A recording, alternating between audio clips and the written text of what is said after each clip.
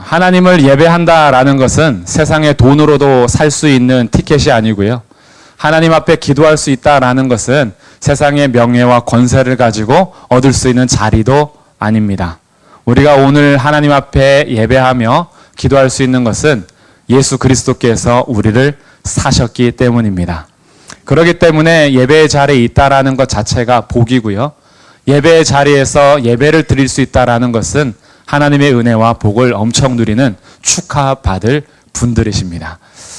그럼에도 불구하고 우리가 예배할 때 이런 생각을 할 때가 있죠. 내가 오늘 예배할 만한 이유는 무엇인가? 내가 하나님 앞에 예배할 수 있는 상황인가? 요즘 내 마음이 예배가 안 되는데, 요즘 내 상황이 예배할 수 있는 상황이 아닌데 내가 과연 예배를 드릴 수 있단 말인가? 라는 예배의 이유를 찾을 때가 종종 있죠. 사실 우리를 창조하신 목적이 하나님을 예배하기 위함이요, 우리를 구원하신 목적이 하나님을 찬송하기 위함임에도 불구하고 그것이 우리의 존재의 이유고 우리의 존재의 목적인데, 근데 이제 우리들의 삶을 보면서 과연 내가 하나님을 예배할 만한 게 도대체 뭐가 있는가라고 생각할 때가 있죠. 사실 예배를 드린다라는 것은 하나님을 인정하는 것이고요. 예배를 드린다라는 것은 하나님께 순종하는 것이고요. 예배를 드린다라는 것은 하나님을 신뢰하는 것인데, 하나님을 인정하고 하나님께 순종하며 하나님을 신뢰하는 우리의 삶 속에서 내가 과연 하나님을 인정할 수 있는가? 하나님이 정말 믿을 만한가? 내가 하나님을 온전히 인정하면서 내가 그분 앞에 순종할 수 있는 환경인가? 라는 우리가 당하는 문제들과 환경과 상황과 내 마음의 문제가 하나님을 예배하지 못하게 할 때가 참 많이 있죠. 예를 들어서 하나님 앞에 정말 간절히 기도하고 사업을 시작했는데 오는 손님은 파리와 모기밖에 없을 때, 계속 파리는 쫓아내야 되고 모기도 쫓아내야 되는데 쫓아낼 것들은 들어오는데 환영해야 될 손님은 오지 않아서 정말 기도 열심히 해서 시작했는데 왜 이럴까라는 문제에 봉착했을 때, 정말 한참 놀다가 이제 마음 잡고 공부 좀 해야 되겠다. 그래서 마음을 탁 잡고 공부하려 하는데 외워지는 거는 연예인 이름과 드라마 대사, 가요의 가사들, 이런 건 잘 외워지는데 외워야 될 것들은 안 외워질 때, 내가 마음 잡고 공부 좀 하려 하는데 하나님 저한테 왜 그러세요? 라고 이런 또 마음이 들 때도 있겠죠. 착하게 살려고 마음을 먹었어요. 이제부터 착하게 살자. 근데 어떻게 주위에서 도와줘요? 안 도와줘요? 안 도와줘요. 착하게 살려고 하는데 세상이 나를 가만두지 않아요. 그래서 착하게 살 수가 없어. 마음을 좀 잡고 살려고 하는데 안 돼요. 이런 것처럼 환경이 왠지 하나님 앞에 기도 열심히 했는데도 뭔가 열매가 나타나지 않고, 나 나름대로 착하게 살고 열심히 살려고 하는데도 세상이 나를 도와주지 않는다라고 생각할 때, 그때 마음에서부터는요, 깊은 곳에서 어떤 마음이 드냐 하면 하나님이 나한테 왜 그러실까? 이런 마음이 들 때가 있죠. 매번 드는 건 아닌데 자꾸 묵상하다 보면, 이 말씀을 묵상해야 되는데 상황과 마음을 자꾸 묵상하다 보면 원망의 이제 씨앗들이 퍼지기 시작하면서 하나님이 내 삶에 왜 이러실까? 내가 마음 먹고 좀 예배하겠다는데, 내가 마음 먹고 기도 좀 하겠다는데, 내가 마음 먹고 좀 착하게 살고 순종하며 살려고 한다는데 왜 안 도와주시는 거야? 라는 마음이 이렇게 올라오기 시작하면 기도의 자리가 기쁨이 없죠. 기도하면 뭐해? 파리와 모기뿐인데. 기도하면 뭐해? 연예인들 이름과 가사는 그렇게 잘 외워져도 다른 건 안 외워지는데. 기도하면 뭐해? 착하게 살 환경이 열리질 않는데. 그러면서 예배의 자리가 굉장히 부담스러워지죠. 내가 하나님을 예배할 수 있는 건 도대체 뭐란 말인가? 감사합시다 라고 하는데 뭘 감사할 수 있단 말인가? 그러면서 우리가 분명히 예배하는 것이 복이고 예배의 자리에 온 것 자체가 축하할 일임에도 불구하고 예배를 드릴 수 없는 마음일 때가 많이 있어요. 언제요? 예배의 이유를 찾기 시작할 때. 그런데 예배의 이유를 어디서 찾았냐 하면 예배의 이유를 내 마음의 상태, 예배의 이유를 내가 처한 환경, 예배의 이유를 내가 만나는 어떤 일들, 그런 것을 가지고 예배하려고 하다 보니까 안 되는 거예요. 우리의 감정과 우리의 상황을 완전히 무시하면서 살 수는 없지만 오늘 이런 마음이 있을 때 시편 47편은 예배자들에게 무엇을 요구하는지 명확한 것을 가르쳐 줍니다. 시편 47편은 즉위식 때 사용하는 시로 알려져요. 즉위식이라는 것은 왕이 이제 즉위식 할 때, 그래서 왕이 올라가심에 대해서 축하하고 어떤 경의를 표할 때 쓰는 시인데, 나중에는 어떻게 사용되냐? 교회 전통 속에서 우리의 진짜 왕이 누구세요? 질문할 때 거의 90%의 대답. 교회에서 예수님 하면 이제 90%라고 맞는 거죠. 우리의 진짜 왕은 예수 그리스도. 그래서 이 시편 47편을 교회 역사 속에서 언제 봉독하게 되었냐 하면 예수님 부활하시고 나서 40일이 지나면 뭐 하세요? 승천하세요. 이거를 왕의 즉위식으로 봤어요. 그래서 예수님 승천하신 날에 시편 47편을 봉독했습니다.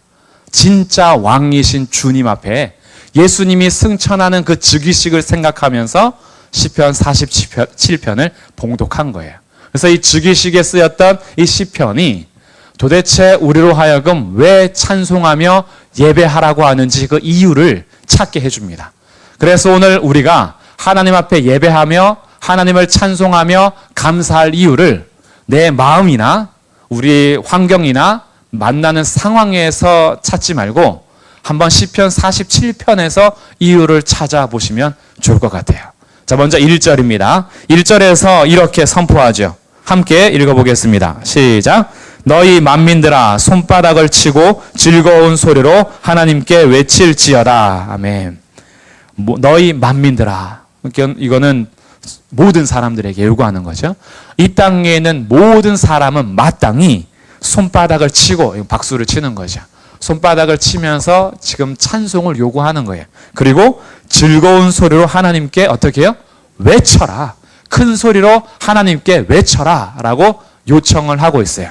그뿐 아니라 6절에서도 그렇습니다. 6절 읽어보겠습니다. 시작. 찬송하라. 하나님을 찬송하라. 찬송하라. 우리 왕을 찬송하라.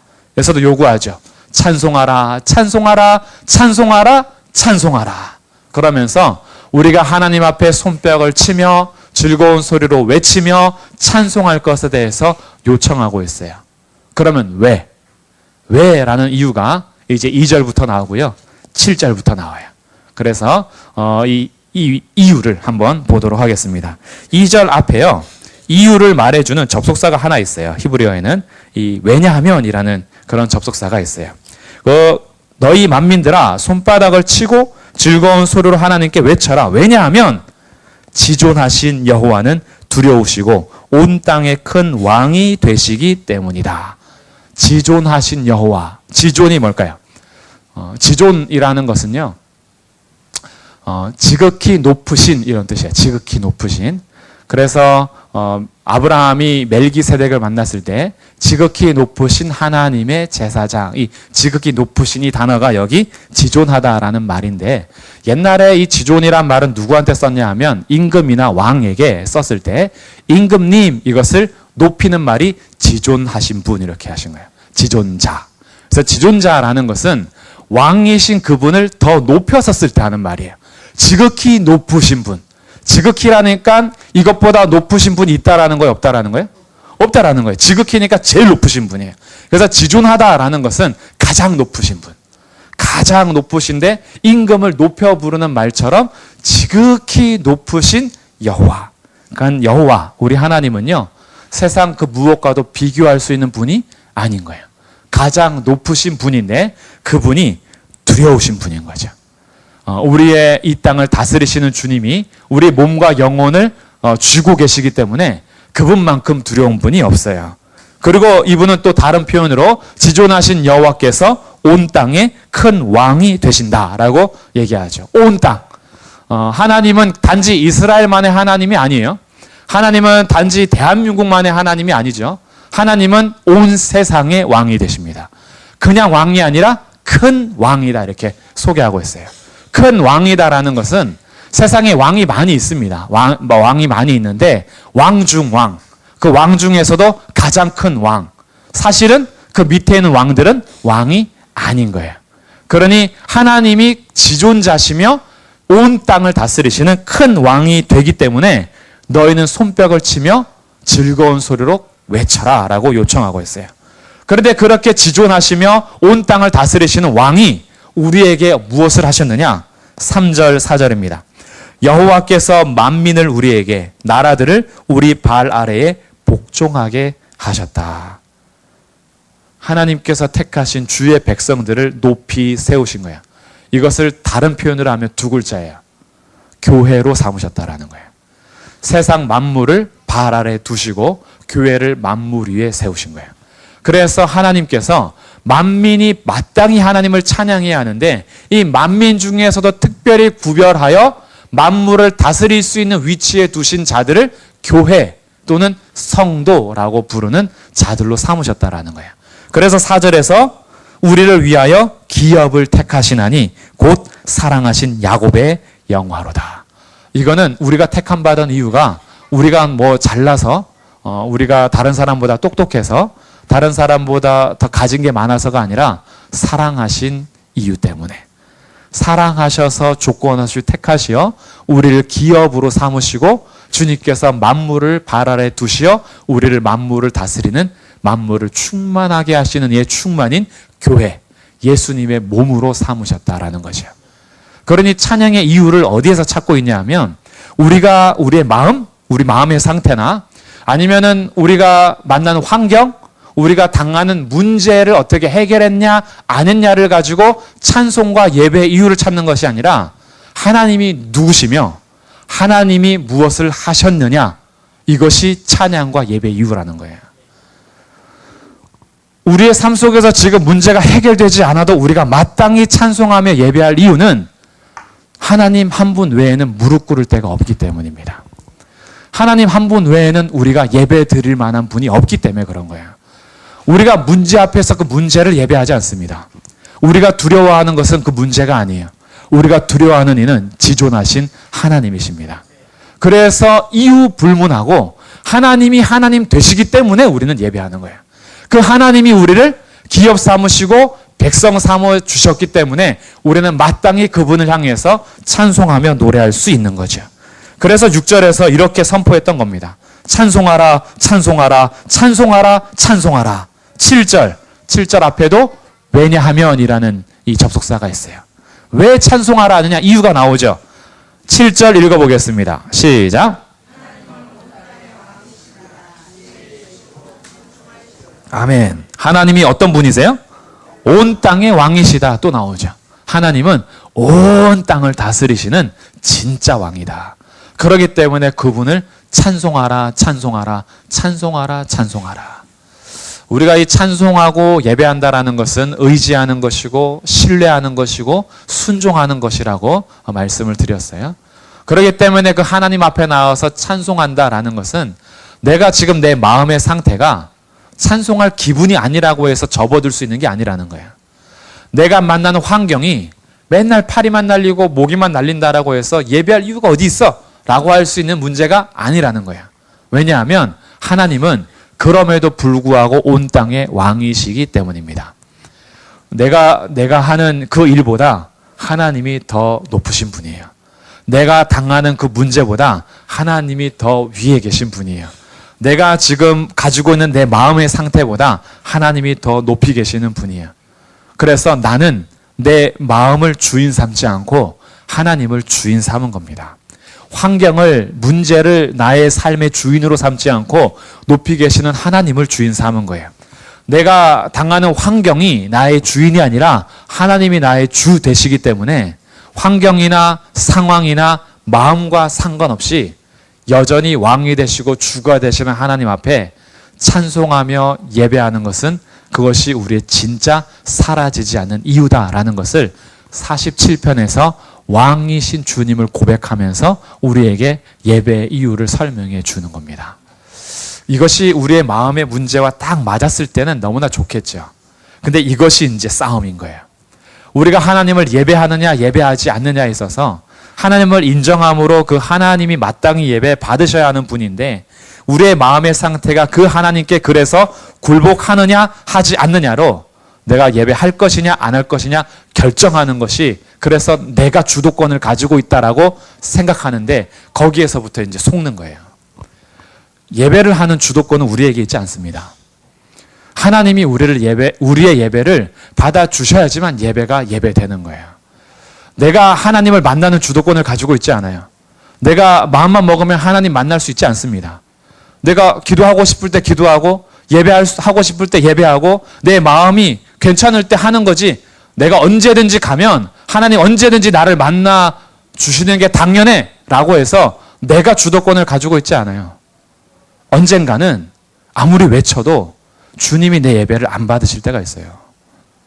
언젠가는 내가 주님 앞에 그렇게 손뼉을 치고 무릎을 꿇어도 주님이 우리를 안 만나 주실 때가 있어요. 주도권은 우리에게 있는 게 아니에요. 하나님께 있어요. 근데 그 하나님이 뭘 약속하셨냐 하면, 너가 삶의 자리에서 문제가 많은 그때에도, 너의 마음의 상태가 날 예배하기 힘든 상태일지라도, 너가 당하는 문제가 해결되지 않고 계속 그대로 있을지라도, 그러나 내가 하나 약속하는 건 나는 너와 함께 할 거야. 이게 주님의 약속이에요.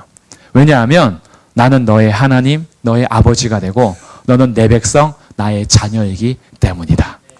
이게 하나님께서요, 우리가 장사 잘 돼서 헌금을 많이 드려야지만 그래 너는 내 백성, 환경 문제 다 해결하고 우리 마음이 평안한 상태에서 주님 저는 이렇게 마음이 편하니 주님을 예배할 수밖에 없어요 라는 그런 상태에서만 그래 내가 너의 찬양을 받을게. 우리 마음이 굉장히 즐거워서 하나님만이면 충분해요 라는 어떤 충만한 상태에 있을 때만 하나님이 그래 내가 너와 함께 할게 이렇게 하지 않으시고, 우리 마음의 상태가 뒤집어져서 하나님을 예배하기 싫을 그때에도, 우리가 아무것도 드릴 것 없거나 정말 보잘것없는 환경의 문제에 빠져서 넘어져 있을 때도 주님은 뭘 약속하셨냐면 그래도 나는 너와 함께 할 거야. 왜? 나는 너의 왕이고 왕은 너를 보호하고 책임지니까. 하나님은 우리가 백성이기 때문에, 자녀이기 때문에 조건에 상관없이 우리와 늘 함께 계세요. 그래서 우리에게 오늘 요청하는 겁니다. 우리도 환경이나 조건 상관없이 하나님을 예배하고 찬송하라고. 왜? 하나님이 함께 계시니까. 그래서 온 땅의 왕이신 주님을 고백하면서 예배하게 하는 것이요. 그러다 보니까 이렇게 계속 외치는 겁니다. 8절에서 하나님이 모든 백성을 다스리세요. 하나님이 그 거룩한 보좌에 앉으셨어요. 거룩한 보좌에서 통치하시는 주님입니다. 모든 나라의 고관들이 모임이고 아브라함의 하나님의 백성이 되었습니다. 그래서 하나님과 우리 사이의 관계가 형성이 되니까 내 마음의 문제나 환경의 문제나 상황의 문제가 아니라 관계 안에서 우리에게 요청하는 것, 찬송하라, 찬송하라, 찬송하라, 찬송하라. 손뼉을 치며 즐거이 외칠지어다 라고 우리에게 노래의 이유, 예배의 이유, 찬송의 이유에 대해서 말해주고 있습니다. 그리고 마지막 결론적으로 9절 두 번째 줄에, 이건 마지막이야. 그 마지막 앞에도 이 왜냐하면이라는 접속사가 또 들어가요. 왜냐하면 세상의 모든 방패는 하나님의 것이며 그는 높임을 받으시리로다. 아멘. 주님이 세상 모든 방패가 되시고 주님은 홀로 높임을 받으실 분이 됩니다. 우리가 하나님 앞에 예배드리지 않는다라고 해서 하나님이 실추되지 않아요. 하나님은 홀로 높임을 받으실 겁니다. 하나님은 모든 만물의 찬송을 받으실 거예요. 모든 피조세계는 하나님 앞에 영광 돌리며 찬송하게 될 것입니다. 그 자리에 우리가 초대된 거예요. 청년들하고 한강에서 이렇게 버스킹 할 때가 있어요. 가서 기타 들고 찬양하고 이러는데, 그때 청년들이 저랑 같은 마음일지 모르겠는데 저는 그럴 때 이런 마음을 가져요. 우리 때문에 한강에 있는 나무들과 강물들은 좋겠다. 저 하늘들도 참 좋겠다. 우리의 찬송을 함께 기뻐하며 저들도 인격체는 아니지만 피조물로서 하나님을 찬양하는 이 소리를 굉장히 좋아하고 고대했겠다. 저 혼자서 그런 생각을 해요. 그렇다고 제가 나무와 막 대화하거나 강물에 가서 막 이야기를 걸거나 그러진 않아요. 그러진 않는데 제 마음에서 하나님을 찬양하는 건 모든 만물이 기다리는 건데, 우리가 이유를 나에게서 찾는다면, 내 상태, 내 상황, 내 환경, 내 마음에서 찬양의 이유를 찾는다면 우리는 1년 동안 찬양할 이유를 찾을 수 있는 것이 사실 그렇게 많지 않을 거예요. 그러나 예배는요, 우리 마음이 평안할 때만 드리는 것이 아니고요. 하나님이 나를 만족하게 하실 때만 하는 것도 아니고요. 예배는요, 우리가 존재하는 한 마땅히 하는 거예요. 그것이 우리의 존재의 이유이기 때문에. 그래서 하나님 이 상태로 어떻게 예배해요? 그 상태로 나오시면 돼요. 하나님 찬송할 기분이 아니에요. 그렇게 고백하시면 돼요. 하나님 지금 기도가 안 돼요. 그것 자체가 고백이 되는 거예요. 하나님 무슨 찬송을 하겠어요? 파리밖에 안 날리는데. 하나님 제가 무슨 감사를 하겠어요? 모기밖에 안 들어오는데. 그것을 애통하는 마음을 표현하는 거예요. 어디에서요? 하나님 앞에서. 하나님은 그 상태를 예배로 받으시는 거예요. 찬송이 단지 곡조 붙여서 노래를 잘 불러야만 찬송이 아니에요. 우리의 삶의 자리에서 주님을 인정하고, 그래서 주님을 신뢰하고, 그래서 그 주님 앞에 섰다면 그것이 찬송이요 예배가 되는 거죠. 그의 삶의 중심에는 누가 왕이냐 하면 하나님이 왕 되시는 겁니다. 이렇게 이유를 하나님에게서 찾아야지, 우리에게서 찾는다면 우리들은 예배의 삶에서 마땅히 예배 드려야 함에도 불구하고 늘 이유를 물을 거예요. 나의 삶에서 예배할 이유가 뭐가 있는가? 내가 지금 감사할 내용은 뭐가 있는가? 내가 찬송할 만한 게 도대체 뭐가 있는가? 라는 목록들을 나에게서 찾게 될 텐데, 그럴 때마다 시편 47편을 다시 기억하면서 우리가 찬송하고 손뼉치며 즐거이 외칠 이유는 나의 환경이나 내 마음에 있는 것이 아니라 하나님이 어떤 분이냐에 있구나. 하나님이 온 땅의 왕이시고, 하나님이 지존하신 여호와시며, 하나님이 정말 이 모든 만물을 다스리시는 분이기 때문에 내가 오늘 나의 환경이나 상황과 상관없이 그의 백성으로서, 그의 자녀로서 나와 함께 하시는 하나님을 내가 찬송하겠다. 그 찬송이 때로는 애가일 수도 있어요. 슬픔의 노래일 수도 있고, 그 찬송이 때로는 아무 말도 못하는 눈물일 수도 있어요. 하나님 앞에 나와서 그냥 가슴만 치고, 때로는 책상만 두들기며 땅을 치면서 눈물만 흘리는 통곡일 수도 있어요. 때로는 답답한 심정을 가지고 하나님 정말 답답합니다. 무엇을 어떻게 해야 될지 모르겠어요 라는 우리의 고백일 수도 있어요.